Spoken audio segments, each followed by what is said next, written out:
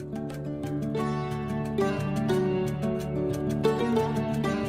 welcome everybody.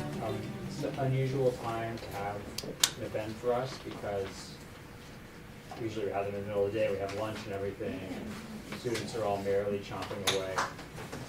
But because this event was really grabbed attention of a lot of people, we felt for the perspective of both the Center for Australia and New Zealand Studies and Center for Christian Understanding, it's pretty obvious why we wanted to have kind of an immediate response to this or discussion about it. So we sort of put together at the last minute and wanted to get some. Luckily, we were able to get people who were going to be able to share very valuable contributions with us. And also, we have these number of people in our center have written, and the Bridging issue on Islamophobia have written articles and op-eds on this issue. So I think one of them we only have a few copies, but another one we have a lot of copies people can take.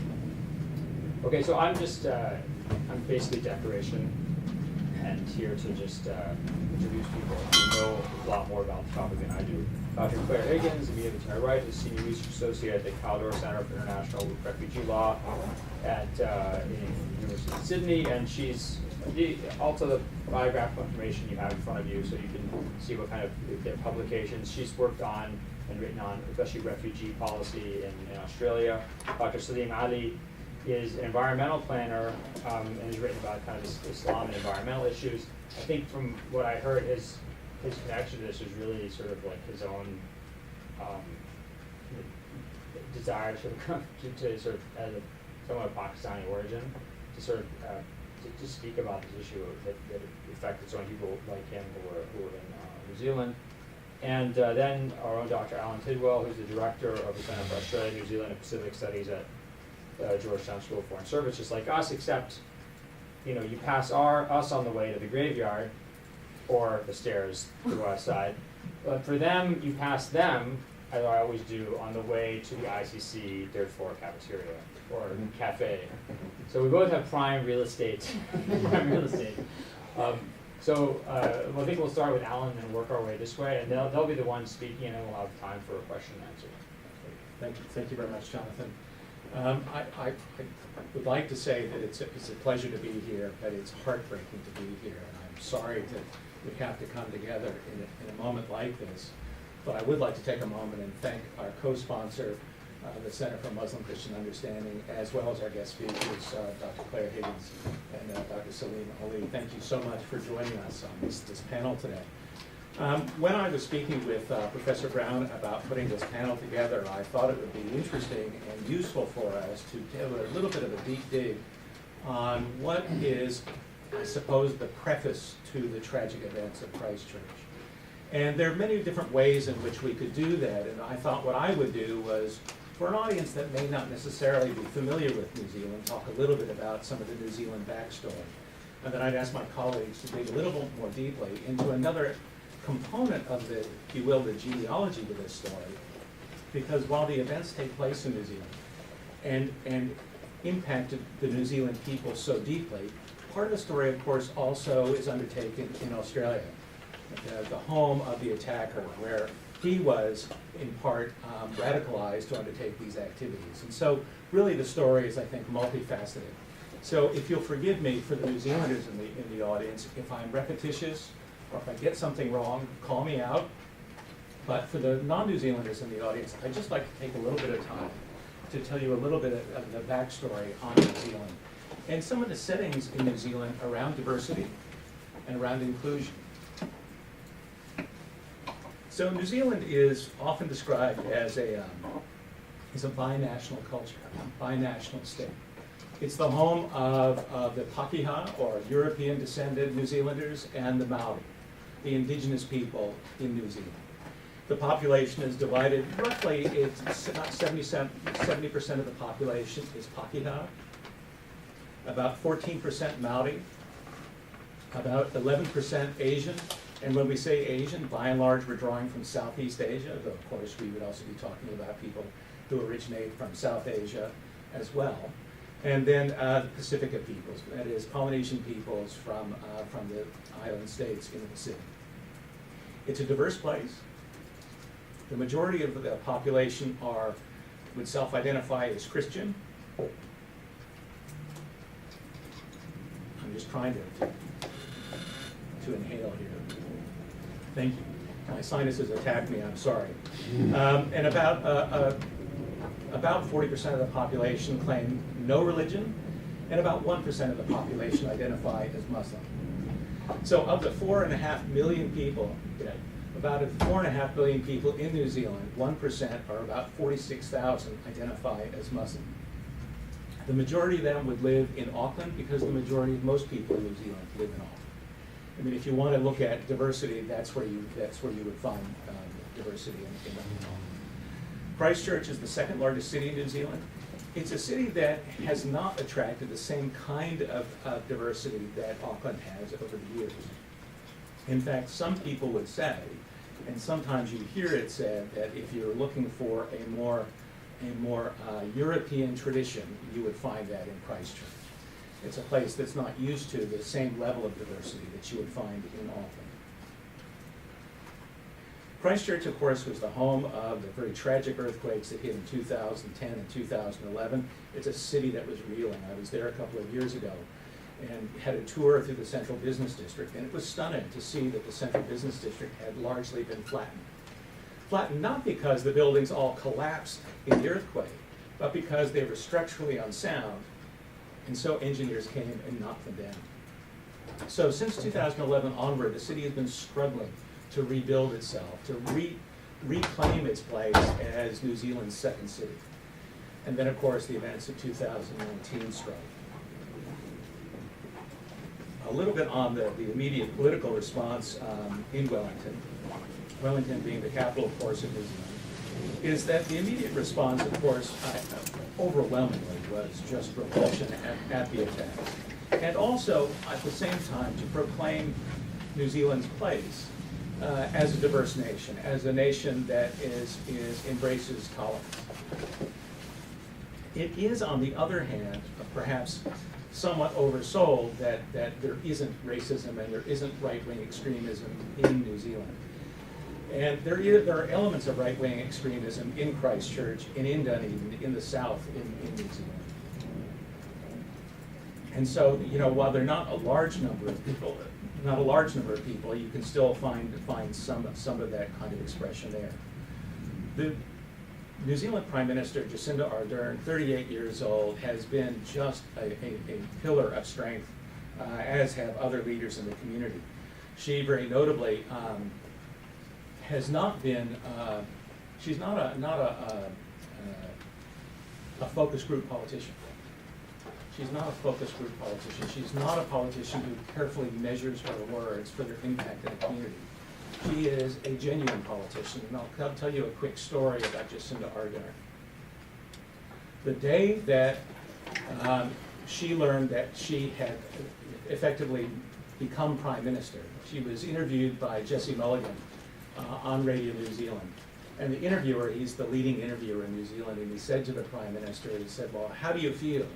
And her response, without even thinking about it, she said, "I have to use the bathroom." And you think, my gosh, what a genuine human response. This is not someone who's carefully measuring each word for precision, but rather she's a human being and communicates as a human being. You know that she famously gave birth to her son while she was Prime Minister of New Zealand. She spoke before the General Assembly while pregnant. So she is a genuine individual. And so it was striking when you saw her wearing a headscarf, speaking with Muslim women, and speaking and feeling their pain and sharing their pain and sharing the desire to not see this right-wing infection hit New Zealand. And I think she won tremendous accolades, but I think they were most genuine sort of connection. Some of the things that the Labour coalition government have done, the first thing they did, of course, was to announce legislation that would ban firearms, that is, an amendment to the Arms Act. And the amendment was to make illegal the purchase of semi-automatic weapons. That was one of the very first pieces of legislation that she announced. And to do that, what she did that was interesting was that they first said, we're going to make illegal military-style semi-automatic weapons. And then secondly, to reclassify all semi-automatic weapons as military-style semi-automatic weapons, effectively killing the trade in semi-automatic weapons in New Zealand. Now, it hasn't passed Parliament. It will pass Parliament. The National Party, the Labour Party, the Green Party, they've all said that they will agree with the passage of the legislation, so that's not an issue for its passage. They also announced a Royal Commission, and the Royal Commission will uptake 3 items. One is a review of the gun legislation and the role of firearms and firearm compliance in the New Zealand population. So it, in a sense, is just revisiting the government's desire to make illegal semi-automatic weapons. One of the things that they still have to work through is how they will do a gun buyback. So they're literally going to go back into the community and purchase all the excess weapons, all the excess semi-automatic weapons that are there, and they're trying to determine what is a reasonable cash value and where will the money come from. So that's a step that needs to be undertaken. The 2 other things that they're going to undertake in the Royal Commission is secondly, is a review of social media laws. And so, of course, social media, Facebook, Instagram, Twitter, and so on, are very much in the dock for their role, certainly Facebook's role in live streaming the attacks in Christchurch. And so there is now going to be a Royal Commission to see how they can beef up the legislation that would prohibit the kind of distribution of hate speech on Facebook and other social media platforms. There currently is legislation in place in New Zealand that looks at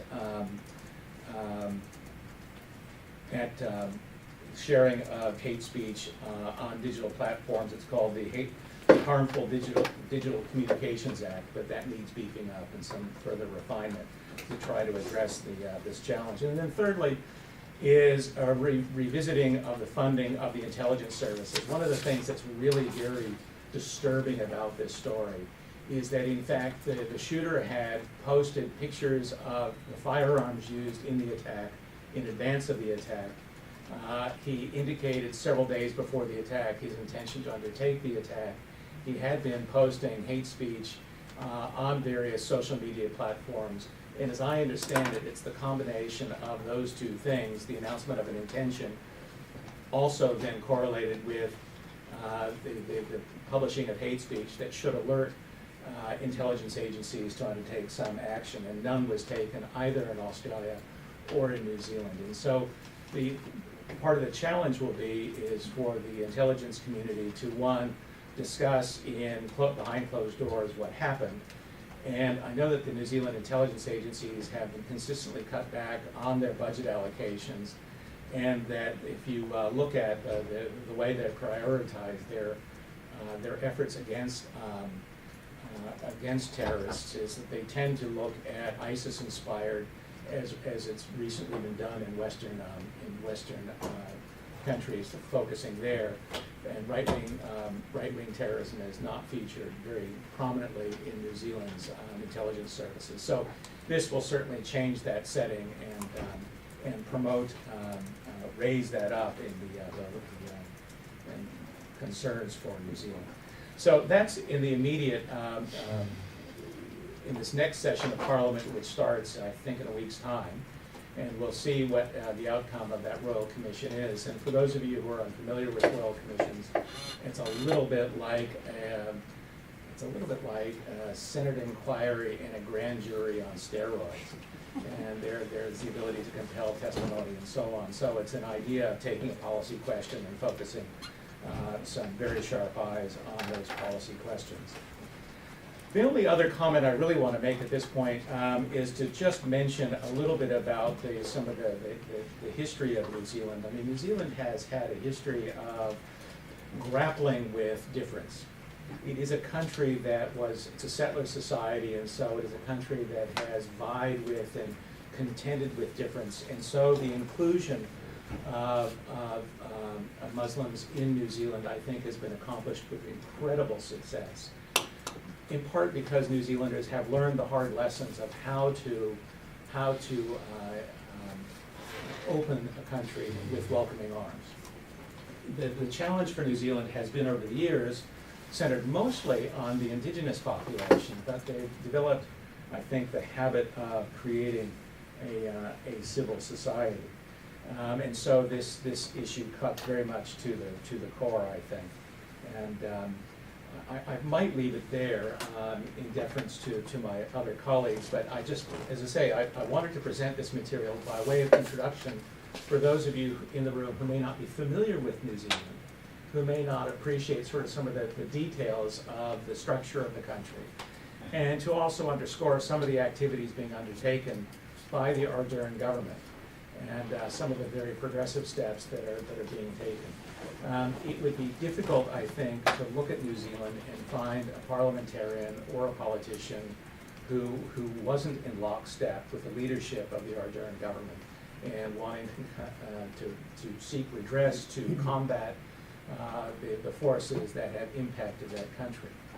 But as I said at the outset, you know, the story of what happens in New Zealand isn't just a New Zealand story, of course. It also has an Australian component.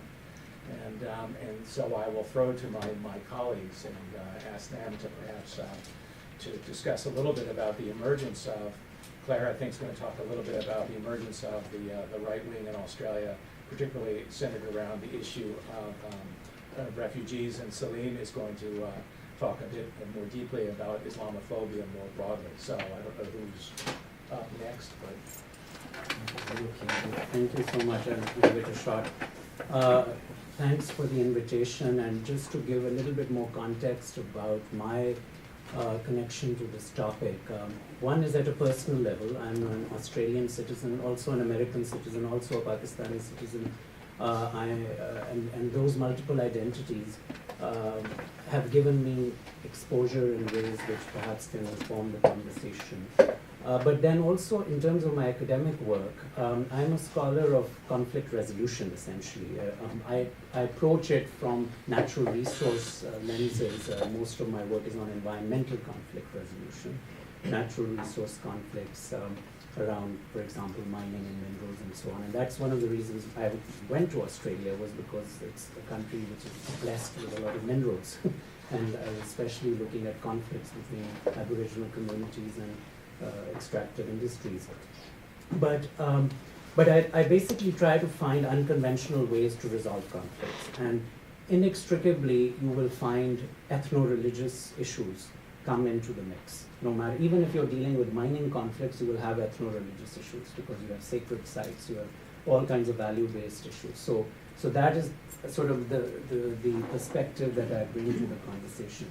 So I'll try to divide my comments into 3 quick parts and try to keep it to 10 minutes or so, because I really want to hear also what Claire has to say. I'm especially interested in the refugee question. Related to my mining work, I've also visited Nauru, which is a rare opportunity, and you remember I gave a talk on that last year. So in terms of my 3 areas, I'll try to focus on the Australian question of Islamophobia. I'll briefly touch on New Zealand because I think Alan has already covered most of the New Zealand issue. There are a few points which perhaps I might differ with on New Zealand. And then I'll talk just briefly about this broader context of the mainstreaming of Islamophobia, which is by no means an Australian phenomenon. It's a global phenomenon, and I think the venue here especially, I really appreciate that you co-sponsored it under the auspices of the Talal Center, because it is really about trying to understand why is it there's this exceptionalism about mainstreaming criticism of Islam in very vitriolic terms. I think it's fine to have criticism, but to do it in ways which are often inciting violence. So with regard to Australia, I mean, Australia, as an Australian citizen, I have been alarmed by what has happened, particularly in the last couple of years, in terms of Australian politics, and how there has been a willingness to accept the kind of very stark and divisive rhetoric within the parliament in Australia. And one of the things that was particularly hurtful to the Muslim community was right after this incident, there is a senator from my home state of Queensland, Fraser Anning, whom the Australians would like to say is a marginal character and so on, and he won by 19 votes. And one can talk about the Australian electoral process, which is also very different. And it has a lot of very positive attributes because it allows minority parties to have a voice, which I think is a good thing. So the Australian ballot has, preferential voting, and that allows for minority parties to have a voice. But then you also get these kinds of unusual outcomes. And so this senator, he basically wrote a letter on official Australian parliamentary stationery, essentially saying, yes, in the first sentence was I condemn the attacks and so on. And probably all of you have seen that because it was shared on WhatsApp all over, at least with all the Muslim groups. I mean, they were I was getting, messages from Malawi Muslims saying, have you seen this? Because, I've done some work there and they knew I was Australian. But basically it said, yes, this is it, but the reality is Muslims had this coming. And this is the most exclusionary religion. It referred to the Prophet Muhammad in very derogatory terms as a despot and so on. It was something that, of course, the Australian government tried to immediately criticize. The Prime Minister was himself had a mixed history in terms of race relations. But to his credit, he was quite unequivocal. He went to various mosques and tried to respond, did a lot of damage control. To his credit, he went on a TV talk show which is hosted by an Egyptian Australian Muslim, very prominent talk show host, Walid Ali. And he was willing to engage in tough conversations, and that's to his credit, and I think that's to the credit of Australian democracy. But it was alarming because what has been happening is that some of these marginal parties, they are getting more voice and traction, and the media, because they are able to get that traction, they get more than their fair share in terms of the votes they get. And so then I tried to look at what else has been going on in terms of the Australian polity, and it is quite stark. There's a group called the One Path Network, which is an Australian Muslim civil rights group. And they've done several surveys of Australian citizens and have found about just less than half, about 45 to 48% would support a Muslim ban. That's why you have a lot of them who are you come across the Trump supporter types, and when he actually articulated the Muslim ban, he got a lot of positive coverage in some of these quarters. That's not to say Australia in any ways implemented that, but the fact that is in the surveys. And then the other alarming part of their surveys is 70% of Australians say they don't really know much about Islam. So on the one hand, they want a Muslim ban, but they don't really know much about Islam.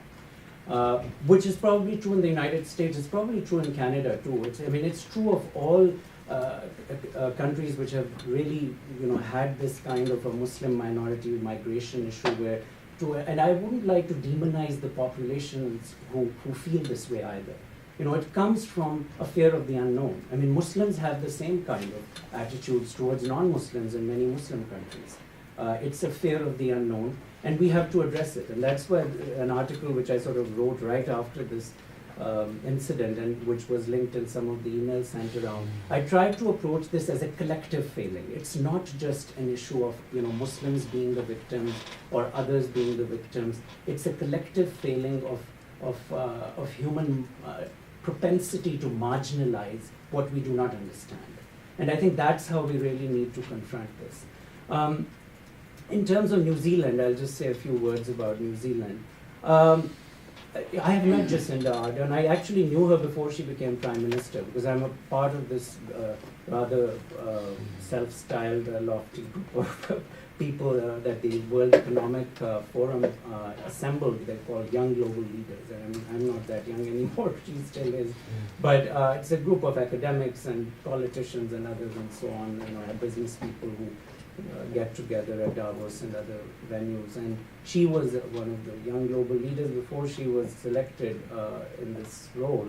And she's a remarkable person, very humane, as you said, very genuine, and so all of those qualities are absolutely commendable, and we should all wish more politicians had them. But she is a politician, let us not forget. I mean, she is prime minister because she allied with parties who were strongly against immigration and limiting immigration.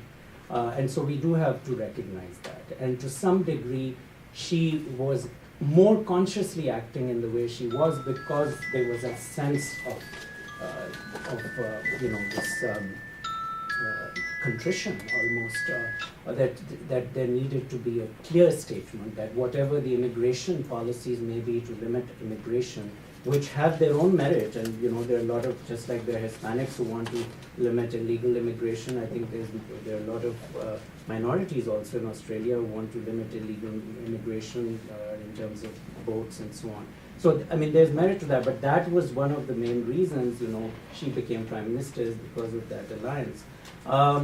There has also been some concern about the media coverage of valorizing her to the level that it has at the expense of some of the victims. So if you are following the Muslim media, if you're following Al Jazeera or TRT World or some of the other, even the English-speaking Muslim country-based channels, there's a concern that this valorization of the white savior who has been able to do everything right is concerning. I think there needed to be some measure of that to, yes, absolutely give her all the kudos she deserved, but not to dilute it in terms of the coverage of the victims and the broader context of her election. So that's New Zealand. In terms of Islamophobia, there is a recurring argument around Islamic exceptionalism. There are people at Georgetown, others, great hallowed halls, who make those arguments. About there is something about Islam which is peculiar and which makes it much more insidious. And so therefore a critique of Islam in more dramatic terms is somehow allowable. And this, and I can, I've tried to think through this critically, and I would say there are some things which are exceptional. I mean, there are, of course, in terms of Christian and Islamic doctrines, there are major differences. The scriptural literalism in Islam is perhaps much more indelible than in other faith traditions. But what I find problematic is that belies the fact that there are so many Muslims who are trying to go beyond scriptural literalism, who are trying, in fact, to contend with the extremists. And in fact, more Muslims are victims of extremist jihadist violence than non-Muslims by far. And so to make this exceptionalism somehow about Islam is a real denigration of all those people who are making those efforts. And I think we have to really counter that. And Muslims are themselves very critical now and willing to be critical of some of the more literalist interpretations which are not compatible with pluralistic modernity. I would be the first to say so, but that is true of many other faith traditions too, in terms of their literal interpretations of scripture too. So then let us think of it collectively as a modernization project rather than making it an exceptional attribute. And what this gentleman Fraser Anning did was he selectively took those aspects of Islamic scripture and said, look, this is it. This is Sharia law is like this. Well, you look at Talmudic law, you'll find the same kinds of draconian edicts and so on. You will find, in Vedic laws are even worse perhaps in many places. So, I mean, to make that about Islam and to make this into this pernicious kind of bogeyman, I think is something this episode should hopefully wake us up to.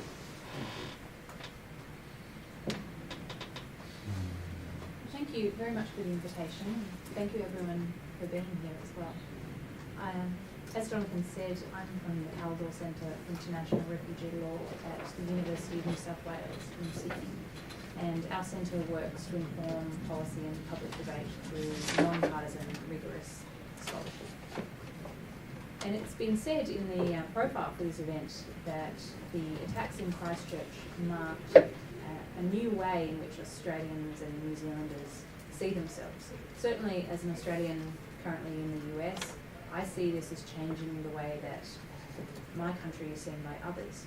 I was introduced to a DC local on the weekend who extended his hand and said, "I'm so proud of you for being New Zealand's neighbour."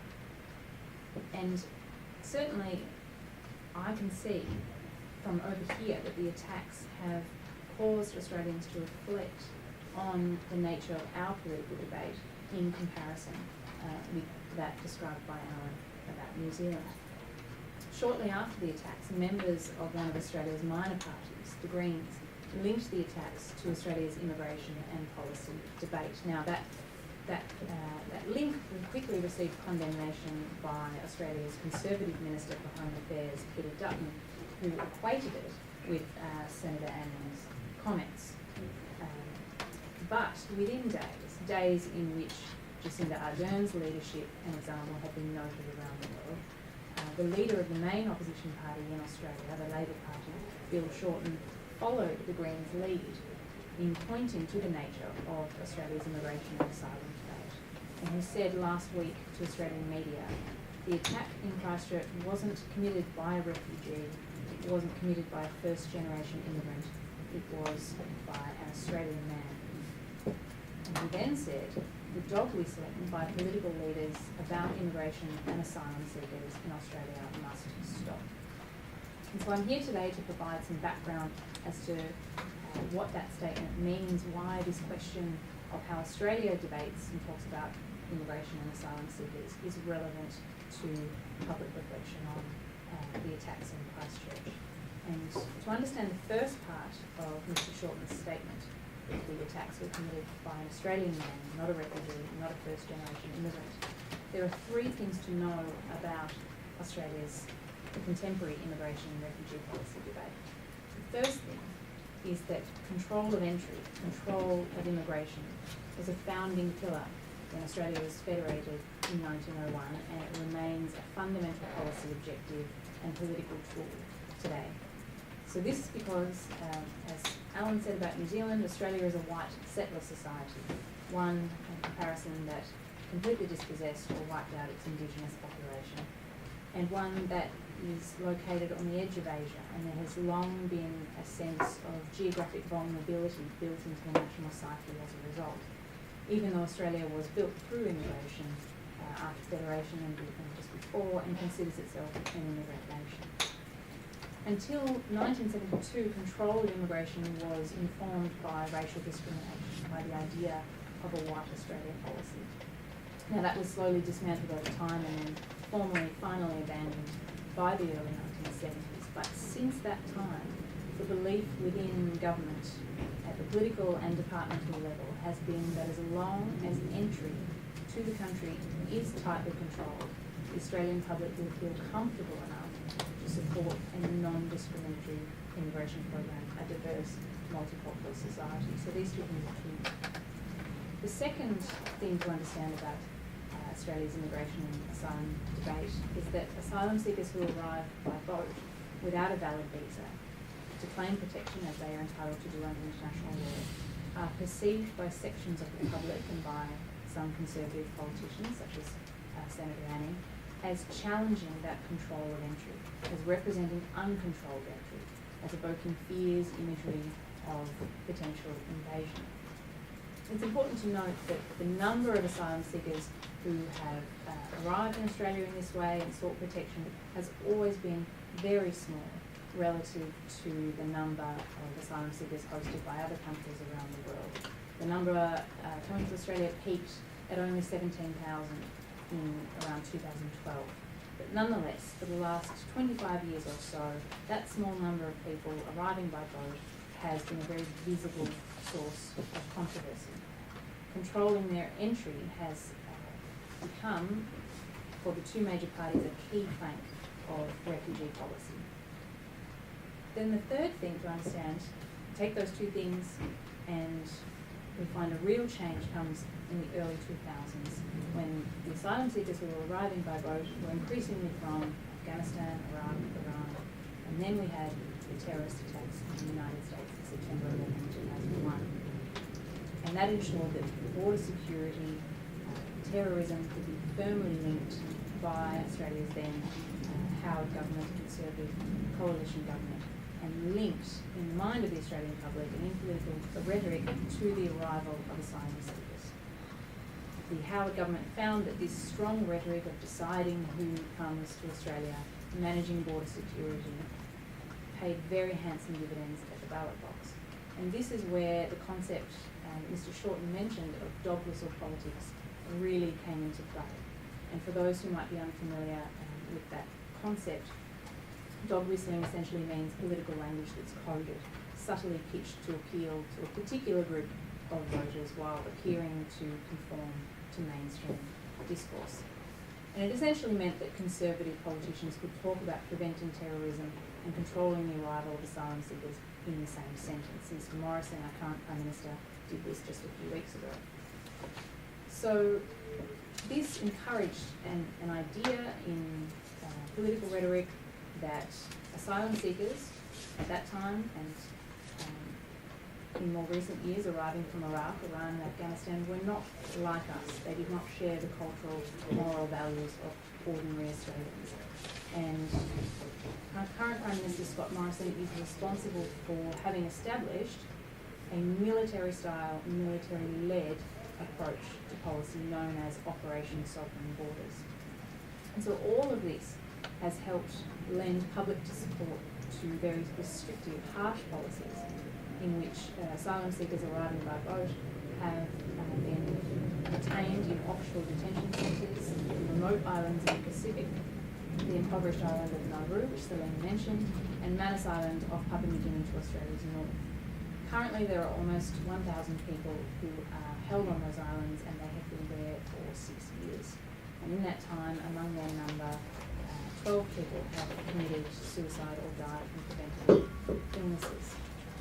Qualitative research in Australia has shown that detaining asylum seekers in this way has fostered an impression of criminality in the public mind, that these people, many arriving from Muslim countries, have done something wrong or pose a threat to the community. So it is sort of a self-reinforcing idea from political rhetoric to policy and back again.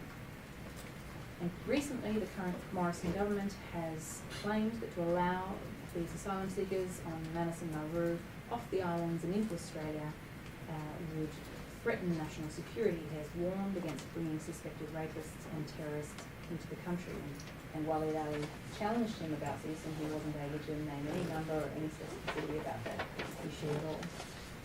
So this brings me to the second part of Mr. Shorten's statement, where he said that dog whistling around immigration and asylum seekers must stop. And he said this in the context of an imminent federal election, expected soon but not yet called. And it appears that the politicisation of immigration and asylum seekers, something that's been a feature of several federal elections since 2001, may stop. Sadly, not because it is the right thing to do, but because it may not prove politically profitable as the current government previously expected. In today's Guardian newspaper, communications expert Peter Lewis from Central Research wrote that the attacks in Christchurch demand a level of collective empathy that render anti-asylum seeker rhetoric counterproductive for the Morrison government. Lewis described how just a couple of days before the attacks, qualitative polling showed that the Morrison government's dire warnings about allowing people off the island and into Australia were powerful enough to sway voter opinion.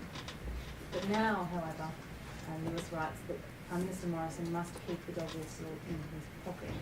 Politicising and demonising asylum seekers in this way is not tenable, Lewis writes, in this environment.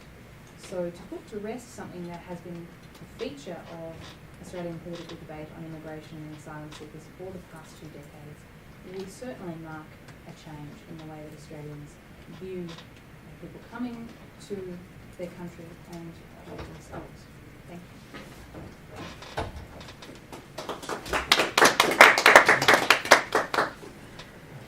Thanks very much. This was really fascinating. I mean, I was happy to moderate this because I knew I was going to learn a lot, so I've not been disappointed. So if you have questions or comments, or I have a long-standing connection to New Zealand sitting next to me, going back to the early 70s, when New Zealand was a very different place. The two of us also have experience in the Muslim world, having lived in Tunisia as a Peace Corps volunteer and then as a foreign service officer. And what I've gleaned from what you're saying is that the absence of communication between groups with very different backgrounds has led to their being manipulated by people with other agendas. And those other agendas have been magnified by probably economic forces that are going on in New Zealand and Australia, and here there's been a dramatic increase in income inequality, blaming somebody for it. That kind of thing I've experienced. What I sensed from New Zealand in this long relationship is that the politics there are very much played between the 35-yard lines. That people talk to each other, they get along with each other, and when that happens, you can push a button that produces the kind of empathic reaction that you saw in this case. And I think Jacinda Ardern is, yes, a natural politician. She's been pitch perfect on this, and she deserves all the credit for it. And yet I take Professor Ali's reaction in terms of, yes, there's another side to this, and don't minimize that one. And that's just as important. So really the question is, at this level, how do you knit these various threads together? Because the underlying context in which all this is occurring is much more complicated than just the other that has been sort of the center of your emphasis. There's a lot more going on. It's about, who's writing the rules, whose agenda is being advanced or being harmed by this, and the reaction that certain people, Mr. what was his name? Anson, no, the MP. Senator Anning. Anning, right, has made use of that. We haven't seen that in New Zealand as far as I can tell. All of our friends have been totally shocked, blown away, in effect, by this. And there aren't words really to describe what happened there. And there shouldn't be. It's just too horrible. But I think at the end of the day, if you're going to make the kind of breakthrough that you were pointing to in terms of putting dog whistles away, you've got to look a little bit more broadly than this discussion has so far So led to. did you want to try and knit these pieces together? But, I mean, I think what you're getting at is that, there's this sense of the integration process itself, which in Australia and New Zealand deserves more attention, and the reactions in both countries differing slightly might have something to do with it. I personally think that there's this kind of contradiction which I see in Australia and New Zealand compared to the US. Often people ask me in terms of comparison to the US. And Australians are much better traveled, New Zealanders, Australians both are much better traveled than Americans, far more so. I mean, this chap had been to Pakistan of all places too. He traveled all over the world, North Korea, where else? I mean, so you can't blame it on ignorance of the world in the case of this. So I mean, that's the part which is really puzzling for me more so, because Australians also, even though they're saying that they don't have, 70% say they don't know about Islam, but they have much more exposure to Muslim societies. I mean, so many go to Indonesia for holidays, and the same is true of New Zealanders. I mean, this way, this common thing between them. So I'm also a little bit puzzled by why, there isn't more learning through that. I mean, in some ways you do, as a Muslim in Australia, you feel a little bit more comfortable, you will get halal food in the food courts, which in the US is unthinkable. You can't go to Yes, you need a food truck. Yeah, I mean, it's exactly. I mean, but whereas there is very common, and it's not a big deal, even though some right-wing politicians have tried to make it so. So I haven't really figured it out. I mean, I shouldn't be presumptuous to say so. I mean, some of it may have to do with the way in which communication, what you were hinting at, is processed in Australia and New Zealand as well, which is different. We know that there has been a lot of the media coverage. The same group, One Path Network, has done extensive surveys that there's far more negative coverage of Islam in Australian media than in New Zealand media comparatively. But I don't know which way to go. But Adam, you may have some thoughts on New Zealand particularly. I didn't really want to comment on New Zealand so much as to share just an observation with you. So part of the story of non-Muslim Australians' experience of Muslims comes through, for instance, in Sydney and Melbourne, you hear Australians talk about Lebanese populations, right? Whereas referred to in Australia amongst European Australians or white Australians, however you want to phrase it, as Lebs. That's the shorthand term. I remember the first time I ever heard that phrase. I had no experience of it, and I was talking to some kids, and a boy says to me, "Oh, the Lebs." And I thought, well, that's an odd way to refer to a group of people. But what was really interesting than talking to the young Lebanese boys about their compatriots was the description of the Australians. And there is this cleavage between this us and them that persists at an implicit level. You don't hear people reflect upon that kind of language and the consequence of that language. It cuts very deeply indeed. And what's interesting, if you look at the experience of particularly Lebanese migrants to Sydney and Melbourne, and there's a young scholar who actually came through here, Josh. He's Lebanese Australian, was at Harvard, but was studying Lebanese populations and looking at the dislocation of young Lebanese men in Melbourne and Sydney. And these are young guys who can't get work. They drop out of higher education. They don't finish a degree, or they don't get into a degree. They're dislocated from economic success, and yet there's no discussion about their plight. And so there is this big disconnect from the Australian political body, which is language. We can take both questions together. First, the dental lady, and then Liz. Yeah. Thank you very much. I kind of enjoyed it. I'm sorry you didn't get it to film it. We try.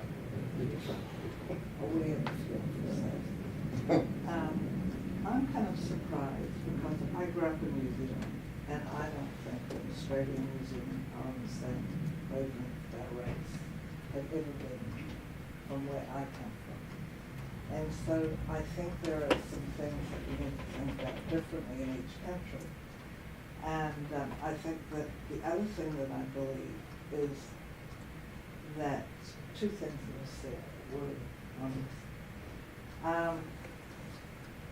New Zealanders feel very strongly about good race relations. It's not there are no problems, but you will see when it is in public, people who defend a minority. So I think that's very important to remember that when this happened, I think, and I got this from everybody I've been in touch with, we all feel that our innocence has been pierced, destroyed. And we believe that race relations were very good, and they still are. But that's something, the innocence is gone about how great and how calm we were. The other thing I want to mention is Jacinda. I think what she did brilliantly, apart from just being a perfect politician, is she brought unity to the country.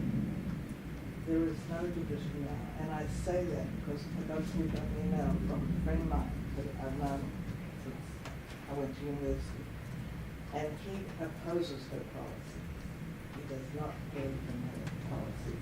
However, he thinks that she has united the country, and he is right behind her. So the thing that I think we need to talk about a little bit more is about what happened to the New Zealand psyche and how it unified the country.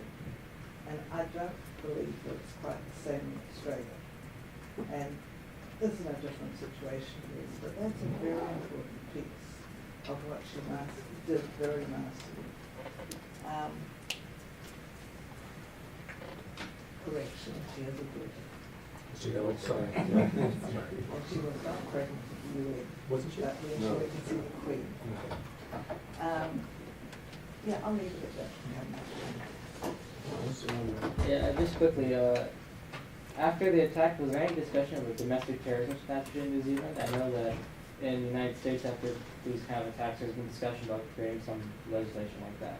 The other thing is, do you think Christchurch will in any ways undermine the rise of like the One Nation Party and Pauline Hanson and those kind of, the larger kind of right-wing movement in Australia? Or is that political party much more entwined with deeper issues related to settler colonialism and the nation of Australia that will probably not be changed severely by this attack? Why don't you start first? Oh, I would just, the support for One Nation isn't strong. I mean, there are pockets of support. At one point, One Nation was a dead political party. Fraser Anning, the guy who Egg Boy was able to, yeah. My students were talking about Egg Boy today, the young man who hit him in the head with an egg. But, he got 19 primary votes. He didn't win by 19 votes, he got 19. So he's not One Nation. He's not now, that's right, he quit the Independent. party. So one of the consequences of One Nation is that people decamp from the party rapidly. The woman who runs it, Pauline Hanson, is apparently very difficult to work with. And it doesn't mean that they change their political spots, they're just not a member of the party. But it does dilute the ability of the party to recruit. But more notably, and just as an add-on, if you get a chance, look at Al Jazeera.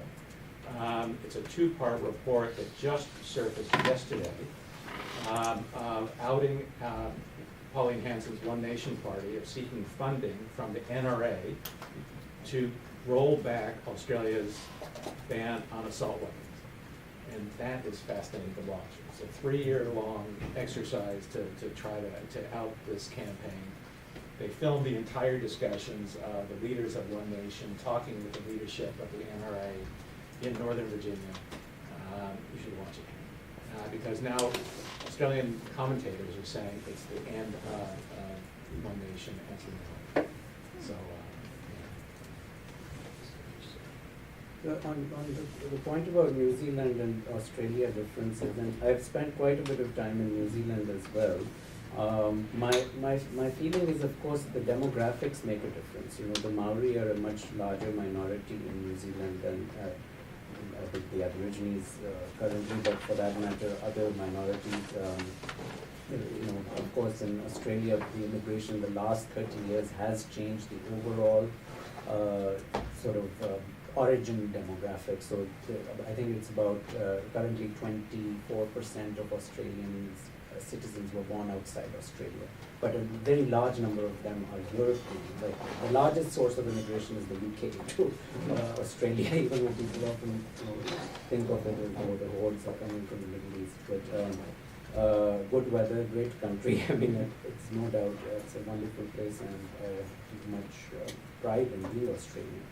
But the other part is the Trans-Tasman Treaty. Let's not forget. I mean, that's the reason why this chap was living in New Zealand.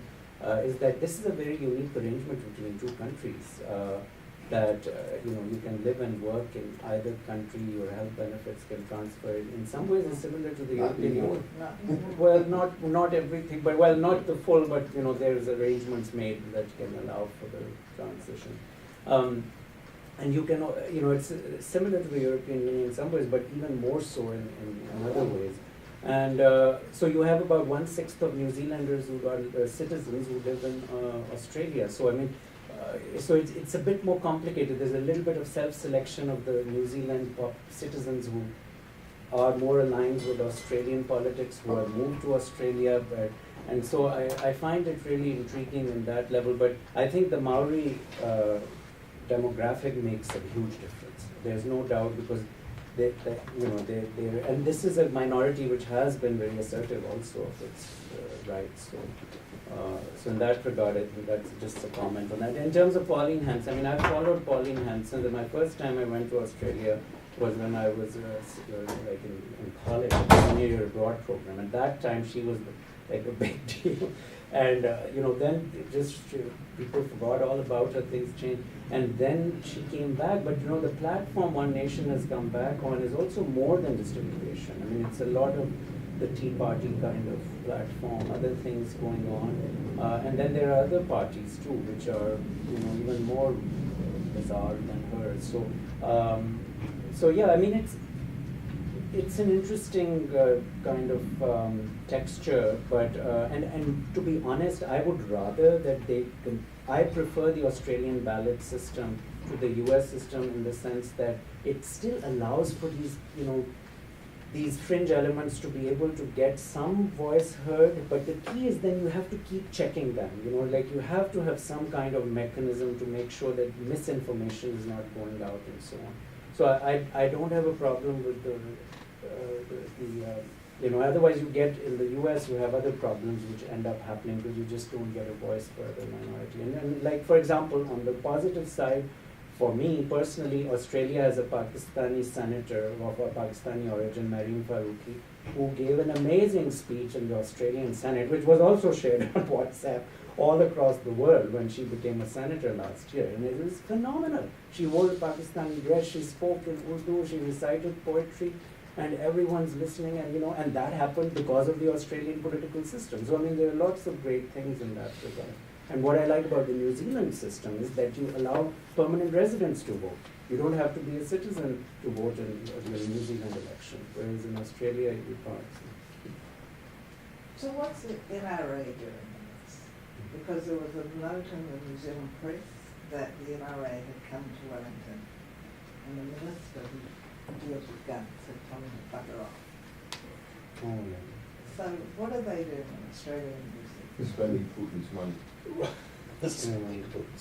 Well, I mean, the thing is within Australia and New Zealand, I mean, there is that kind of outdoor culture, and so the NRA sees that as a fertile ground for them in that regard. But the gun buyback in Australia was, I mean, the great thing in both countries, the alacrity with which there's a response to crisis and legislation.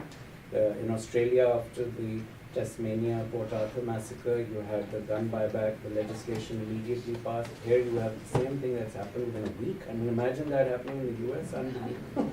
And then, not only that, but they've also banned the manifesto of this guy. Now that's an interesting question to debate, whether banning it is a good idea or not, but they did it. Oh, I just heard NPR that the relevant body association in New Zealand is also called the National Rifle Association, but they have been seriously considering changing their name. Any specific? As you know. Yes. Just two very quick ones. One was I just on Jacinda and her sort of humanity. She was the first person to bring her baby to the UN, so she actually sat with her little baby in her arms, and was the first female leader to have ever done that, maybe even the first leader, which I thought was a really nice point. On the role of social media, how, Saleem, you talked about the female from Pakistan who was able to really get a global audience, but then you can have that in a negative sense too. And so how much is that driving, how much is that global social media audience driving some of this, and what can you do about it? I mean, what can you do about it from a nation state perspective? It seems fairly limited. I don't know who. Well, I mean, in terms of the media, I've been studying a little bit of the Australian media and the social media texture, and also when I was teaching in Australia, to get a sense from where people get their news. And the newspapers are read more so in Australia than they are in the US on average as well. Then and this is more to do with the tabloid culture, which can be traced back to UK also. But you have the headlines of the newspapers; those have a huge impact, and especially in Australia. So that's one of the other studies this One Path Network has done, is around the headlines, and what they found was that the number of negative headlines about Islam being associated with criminality it was basically what they found was there were, if you were to do it on average in 2017 when they did this survey across the board, they found that it was, if you were to look at the headlines, on average every day there would be 8 headlines in some form. Which would be somewhere buried in the paper, of course, not all on the front, but you would have headlines which are negative in some form. Per paper or across? Across The all, day. across, Yeah. yes. And this would be the Murdoch, the conservative. A lot of it is the Murdoch press, yes, but, sometimes others too, but yes, they definitely, and they have a dominance, a bit of a monopoly, really, the Murdoch press has. So I think that does make a difference as well, in terms of how people are, they're just getting this messaging. The social media bit, that is something which I personally feel is overall you want to make sure that misinformation is not put forward, and there has to be better policing of misinformation, because misinformation is extremely dangerous, and that's what we are not getting with our First Amendment discussions is and this is true more of Muslim countries, so much misinformation within Muslim countries, being spread, anti-Semitic tropes being spread around through social media just as much in Muslim countries. I would say it's a problem universally, and I would be first to admit it. And so it needs to be addressed. That there needs to be some mechanism of providing fact-based information. And that's really interesting because just a few days ago I was on the television in Pakistan Skyping with them. They were asking about this, and that's the point I raised. I said that Islamophobia, yes, there is Islamophobia in the West, but let's just take a look at what's going on within Pakistan as a real minority. Yeah. And in that sense, there is this broader problem for sure, which has to do with this majoritarian tendency and its framings. And speaking about that, I wonder what you think about, and these are more subtle forms of framings, if you will, where whatever coverage was provided to the victims, and I haven't looked at this exhaustively, but a lot of that seemed to rob them of agency, because a lot of people that I heard were saying what have we done and why has this happened to us? And I'm sure the conversation might have been large, and it could have been just because of the shock of what had happened, right? But one didn't see agency being represented, in media outlets. Agency to do what? To their conduct somehow was. Well, they were victims. Of this atrocity. But in terms of, it just seemed that all the reportage around that was, to evoke a sense of empathy and sympathy.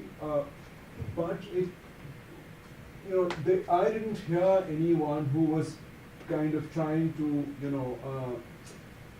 dot the lines as we are trying to do from the Muslim community, from amongst the victims, and how these stories are put together. So probably someone speaks for 15 minutes, but then you get a 15-30 second blur, right? And all of that was we didn't do anything, and we don't know why this has happened to us, and why is it our fault? It was almost That is always the case, I think, with these kinds of crises. I remember after the 9/11 that they had, what have we done, and that was always, and then you had people, talking about foreign policy, and you want to make some disconnect, causal disconnect from a very particular crisis management perspective, because if you start, I think it's afterwards you decompress and you try to have the kind of conversations we're having now. Because at that particular moment, emotions are so raw. I personally think it's more from, and again, I'm putting on my conflict resolution hat, you don't want to start that conversation too soon. So I think that's probably wise that they didn't start making people, try to dig for deeper reasons. Yeah, because sorry, but but I mean, this speaks to a slightly larger issue. So, for instance, and there's been scholarship around this, like Malala, right? Mhm. Like, I mean, Malala's framing as a convenient victim, right? So I mean, I was Yeah, no, kind the of Malala going one there. is a very interesting one because I wrote an article for National Geographic Online comparing the Pashtun girl, which National Geographic, the girl with the green eyes, which everyone knows, the Afghan refugee camp girl who was Sharbat Gula. No one even knew her name, and finally they really found her, and her name is Sharbat Gula. And I said, there's one Pashtun girl, and this is Malala. Now everyone knows Malala. And this girl who's, the image has been emblazoned all over the world. No one knows who she is.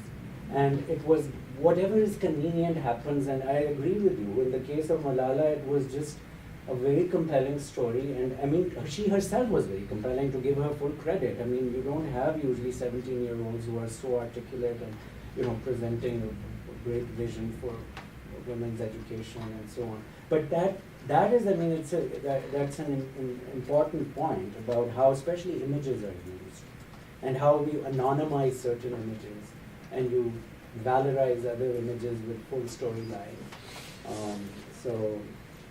But in the case of Islam, I think, there is also this whole notion of anonymity of women and all that, which feeds into it. I mean, Pauline Hanson made that whole antic when she wore the burqa into the parliament and, trying to show, look, I could be a security threat.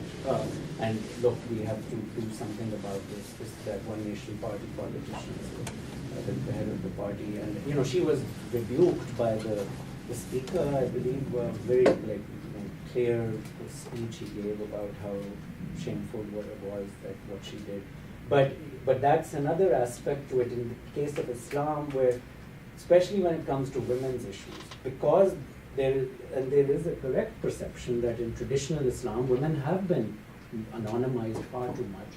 So then the West tries to counter that by really bringing out another way. So I think that is part of it. I have a question, which is, you guys have Sonny Bill Williamson, did I get his name right? He's the cricket, the New Zealand cricketer. Oh, yes, okay. This guy's fascinating. So he's, I guess he's like Maori. He converted, he was like a hard partying cricketer. And then he became Muslim.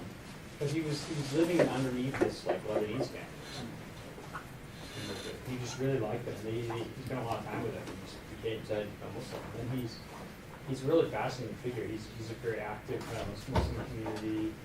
And I think recently his mom became Muslim. I mean, I just thought there's such a fascinating figure of, because I mean, their cricket team is very well known, right?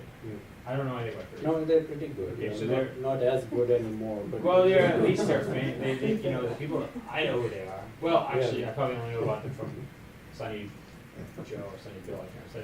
Anyway, he's a really interesting big figure, and he was, he tweeted a lot, was very active on social media after the attack.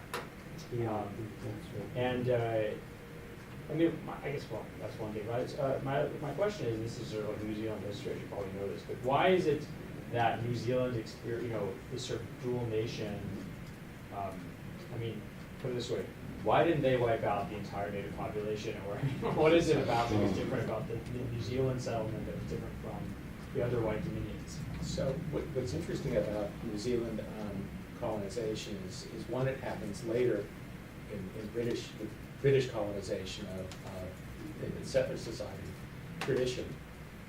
It was colonized for different purposes.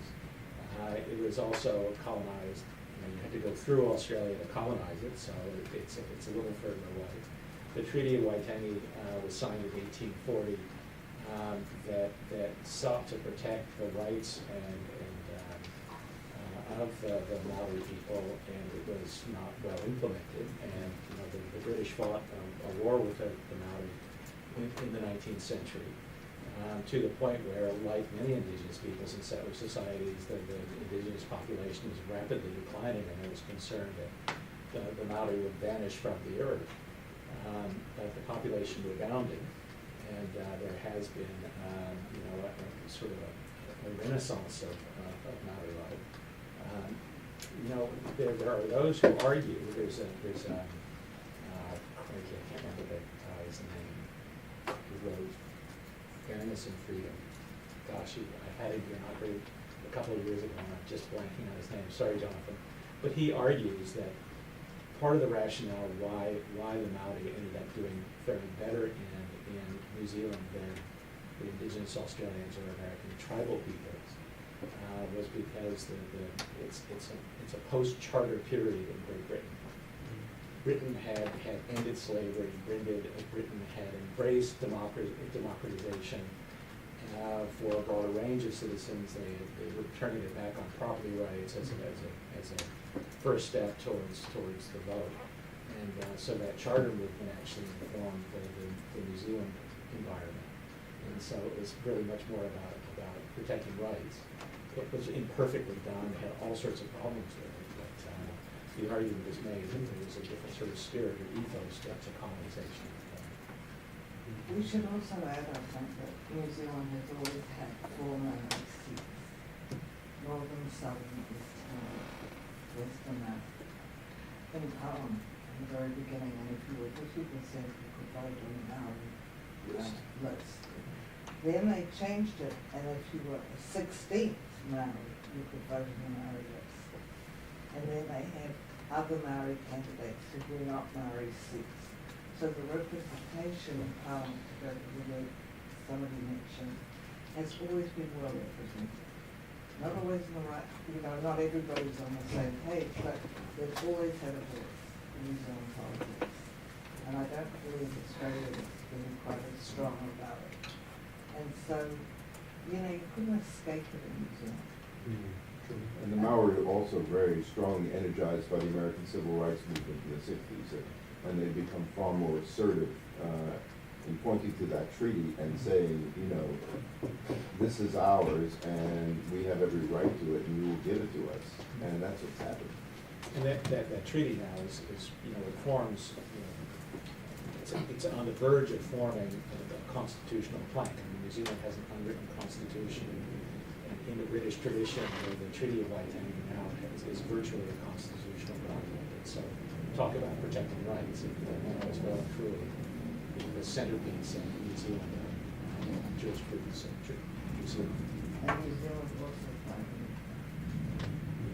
Yes, even though the Maoris are not particularly hot on Maori television. If we've got time for one last question, or you do a question, or? Yeah, I have a question actually, and it's like a hypothetical question. You might not like it, but so I don't think that this was a real test for New Zealand.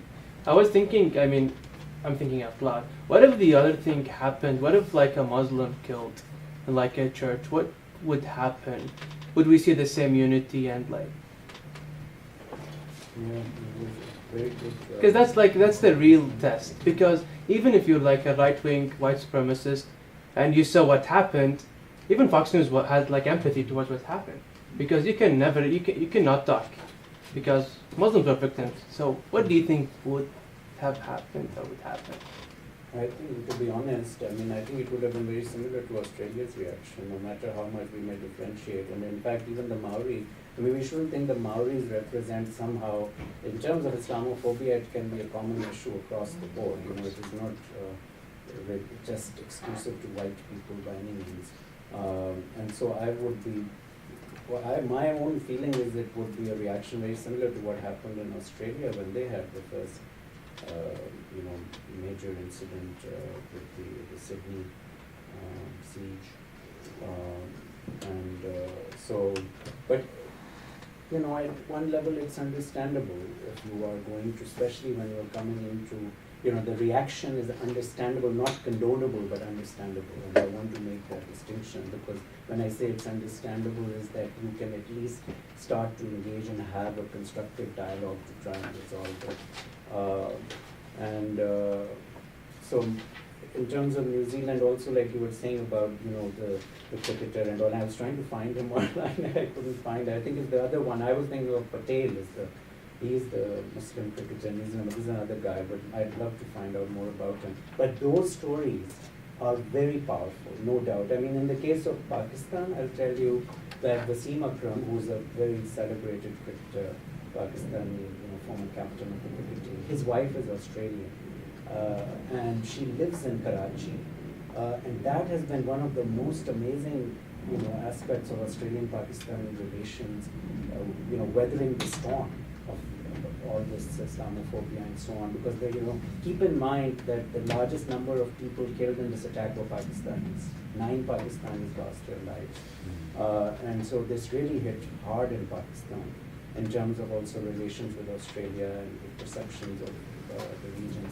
And Wasim Akram's family, and especially his wife, was amazing in this time. Healed us. So those kinds of things are really important.